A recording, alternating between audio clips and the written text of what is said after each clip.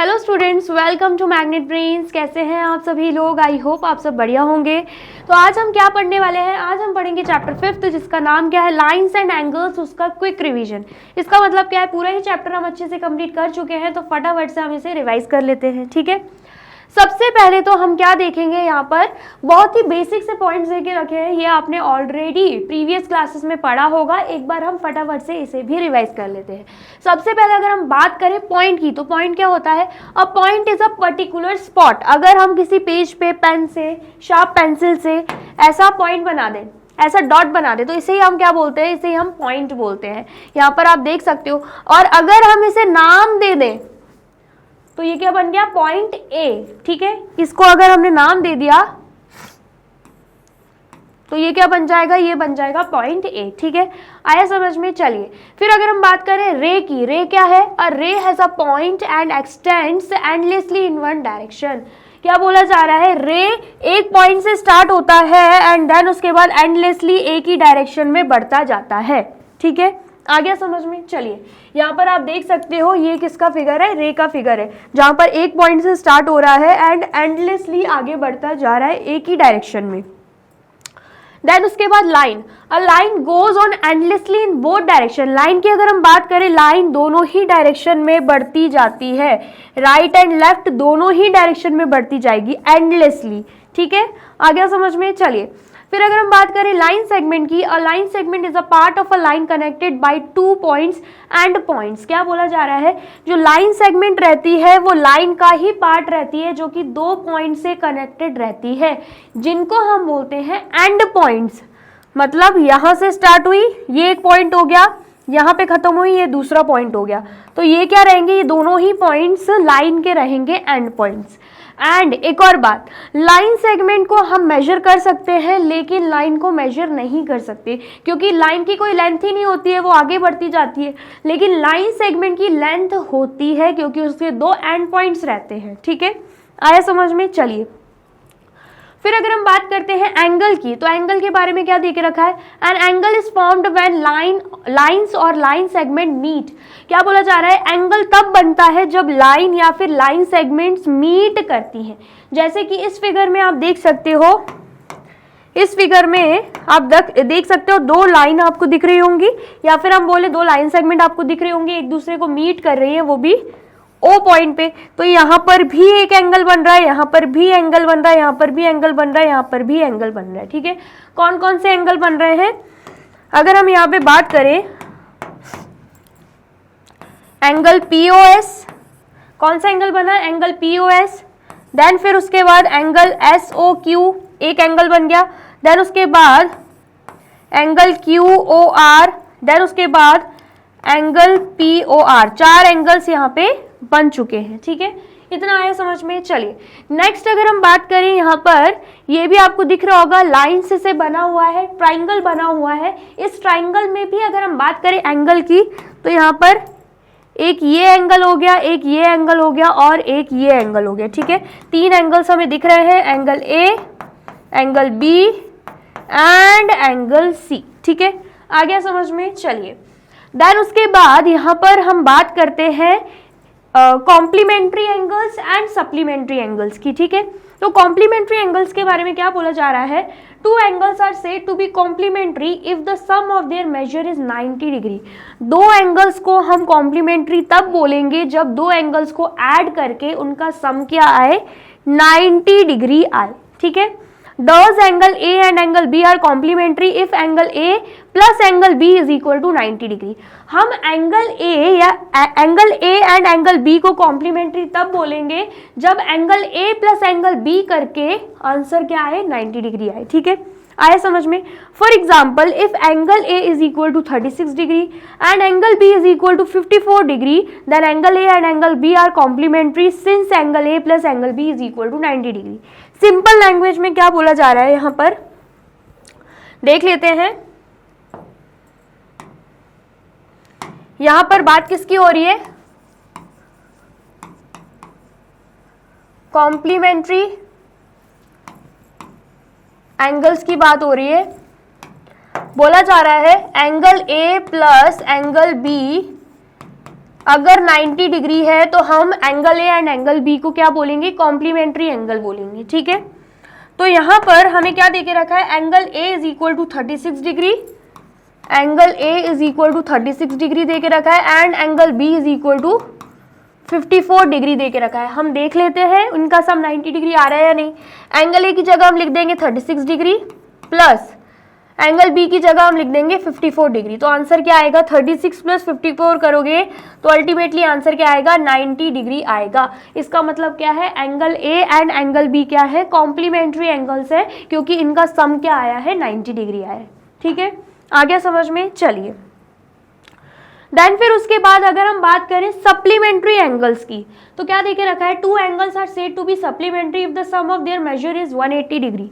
दो एंगल्स को हम सप्लीमेंट्री तब बोलेंगे जब उनको ऐड करके उनका आंसर क्या आए, 180 डिग्री आए, ठीक है। Thus angle A and angle B are supplementary if angle A plus angle B is equal to 180 degree. इसलिए बोला जा रहा है angle A and angle B को हम सप्लीमेंट्री तब बोलेंगे जब angle A plus angle B is equal to 180 degree हो जाएगा, ठीक है। आ गया समझ में, चलिए तो यहाँ पे देके रखा है example, if angle A is equal to 75 degree and angle B is equal to 105 degree, then angle A and angle B are supplementary since angle A plus angle B is equal to 180 degree. Simple language में अगर हम बात करते हैं किसकी,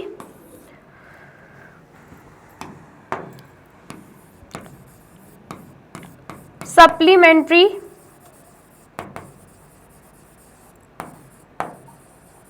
angles की, ठीक है। तो क्या बोला जा रहा है, दो angles angle A plus angle B करके अगर 180 डिग्री हमारा आंसर आ रहा है तो हम उन दोनों एंगल्स को क्या मानेंगे, सप्लीमेंट्री एंगल्स मानेंगे, ठीक है। आया समझ में, चलिए अब यहाँ पे एंगल ए हमें 75 डिग्री दे के रखा है, angle A is equal to 75 degree दे के रखा है and angle B is equal to 105 degree दे के रखा हुआ है, ठीक है। हमें देखना है ये एंगल से सप्लीमेंट्री है या नहीं। कैसे पता चलेगा, ऐड करके देखेंगे। अगर 180 डिग्री आता है आंसर तो मतलब ये एंगल जो है सप्लीमेंट्री एंगल्स है। अगर 180 डिग्री आंसर नहीं आता है तो हम मानेंगे ये एंगल सप्लीमेंट्री एंगल्स नहीं है, ठीक है। तो यहाँ पर 75 डिग्री प्लस 105 डिग्री कर देंगे तो आंसर क्या आएगा, 180 डिग्री आ जाएगा, ठीक है। आया समझ में, अब 180 डिग्री आया तो इसका मतलब क्या है, angle A and angle B क्या है, सप्लीमेंट्री एंगल्स हैं, ठीक है। आई होप आपको समझ में आया है कॉम्प्लीमेंट्री एंड सप्लीमेंट्री का मतलब, ठीक है। चलिए अब नेक्स्ट हम देख लेते हैं इंटरसेक्टिंग लाइंस। इंटरसेक्टिंग लाइंस क्या होती हैं, two lines L and M intersect if they have a point in common, this common point 0 या फिर O is their point of intersection. क्या बोला जा रहा है, अगर दो लाइंस जिसे हम नाम दे देते हैं L एंड M, एक दूसरे को मीट कर रही है, वो भी एक कॉमन पॉइंट पे जिसको हम नाम दे देते हैं O, तो हम इन लाइंस को क्या बोलेंगे, इंटरसेक्टिंग लाइंस बोलेंगे। एंड ये जो कॉमन पॉइंट आया है इसे हम क्या बोलेंगे, इसे हम बोल देंगे पॉइंट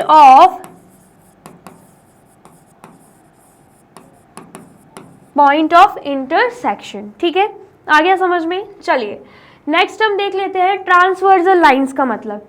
क्या बोला जा रहा है, a line that intersect two or more lines at distinct points is called a transversal.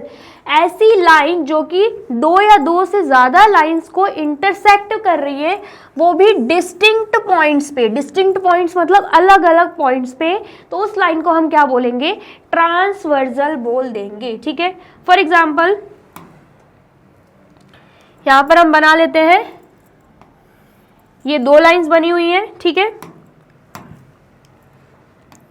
उसको इन दोनों लाइंस को एक लाइन क्या कर रही है, इंटरसेक्ट कर रही है, वो भी दो अलग अलग पॉइंट पे, एक ये पॉइंट हो गया, एक ये पॉइंट हो गया, इनको हम क्या बोलेंगे, डिस्टिंक्ट पॉइंट्स। तो ये जो रेड वाली लाइन है ना, ये क्या हो जाएगी, इस रेड वाली लाइन को हम बोलेंगे ट्रांसवर्सल। क्या बोलेंगे हम, ट्रांसवर्सल बोल देंगे। ठीक है, आ गया समझ में।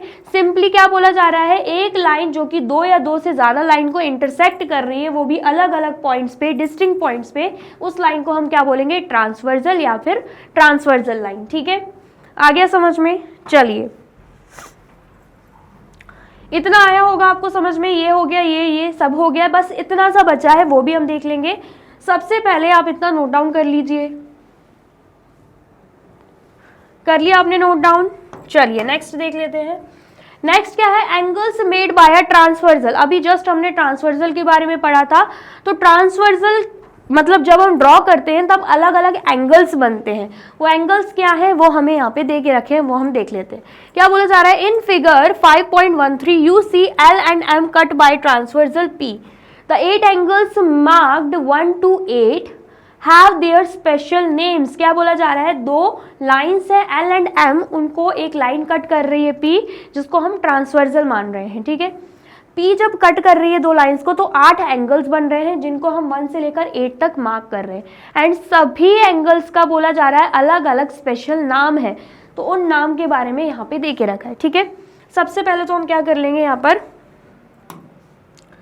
सेम यही फिगर बना देंगे। शायद ऐसे ही कुछ फिगर बना हुआ है ना,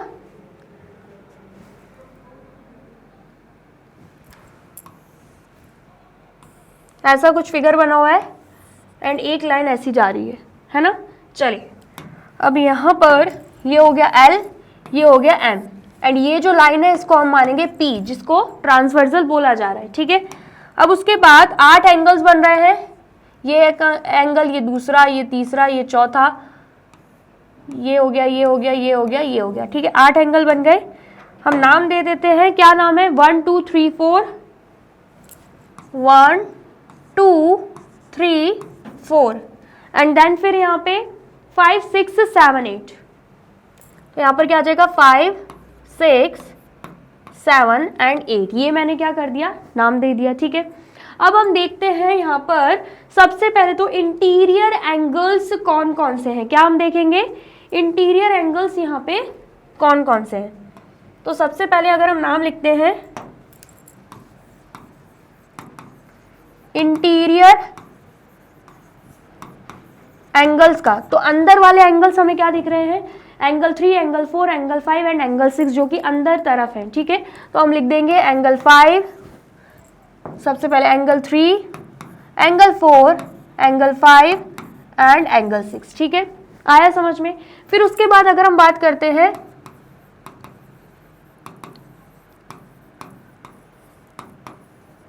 एक्सटीरियर एंगल्स की, तो एक्सटीरियर एंगल्स मतलब बाहर वाले angle, angle 1, angle 2, angle 7 and angle 8। तो यहां पर हम लिख देंगे angle 1, angle 1, angle 2, angle 7 and angle 8। ठीक है, ये हो गए एक्सटीरियर एंगल्स। फिर उसके बाद अगर हम बात करते हैं पेयर ऑफ कॉरेस्पॉन्डिंग एंगल्स, किसकी बात हो रही है, पेयर ऑफ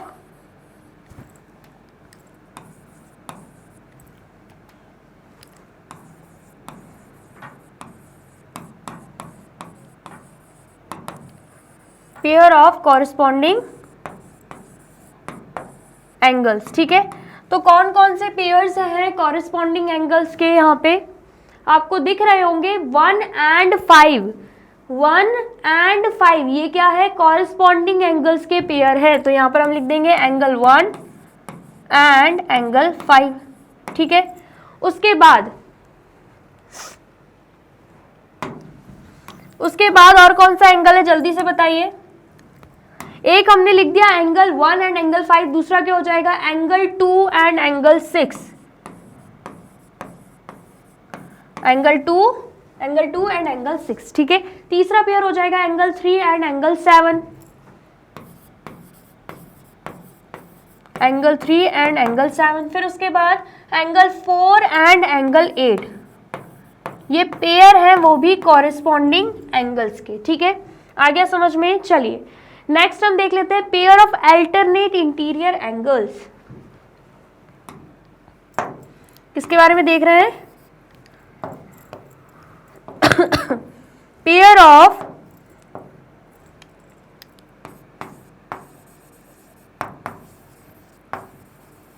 अल्टरनेट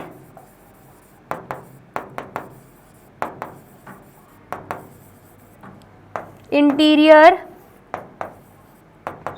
एंगल्स। ठीक है, तो अल्टरनेट इंटीरियर एंगल्स कैसे पता चलता है, तो यहाँ पे हमें देखना होता है कि Z कहाँ पे बन रहा है। आप देख सकते हो ये आप देख सकते हो यहाँ पे Z बन रहा है, तो यहाँ पे Z के एंगल्स कौन कौन से, एंगल 3 एंड यहाँ पे एंगल 6। ठीक है, तो यहाँ पे आंसर क्या आ जाएगा, एंगल 3 एंड एंगल 6। ठीक है, ये एक पेयर बन गया। अब एक और पेयर आपको मिल जाएगा, यहाँ पे आप देख सकते हो ये भी Z बन रहा है। ठीक है, एंगल 4 एंड एंगल 5 इनके एंगल्स हैं। ठीक है, तो यहाँ पर हम लिख देंगे एंगल 4 एंड एंगल 5। ठीक है, ये हमने लिख दिया। अब यहाँ पर pair of alternate interior angles के अलावा एक्सटीरियर एंगल्स भी होते हैं, तो हम लिख देंगे pair of alternate exterior angles. तो एक्सटीरियर एंगल सेम वही रहेंगे, यहाँ पर एक Z बन रहा था, इंटीरियर तरफ 3 है तो एक्सटीरियर तरफ 1 है, इंटीरियर तरफ 6 है तो एक्सटीरियर तरफ क्या है 8 है, तो वैसे ही हम लिख देंगे एंगल 1 एंड एंगल 8। ठीक है, दूसरा यहाँ पे ब्लू लाइन आपको दिख रही होगी जिससे हमने Z बनाया है। इंटीरियर एंगल अगर 4 है तो एक्सटीरियर एंगल क्या हो जाएगा 2, इंटीरियर एंगल अगर 5 है तो एक्सटीरियर एंगल क्या हो जाएगा 7। तो यहाँ पे पेयर क्या बनेगा, एंगल 2 एंड एंगल 7। ठीक है, इतना आ गया समझ में। चलिए नेक्स्ट हम देख लेते हैं pairs of interior angles on the same side of the transversal. तो यहाँ पर हम लिख देंगे pair of interior angle on the same side of the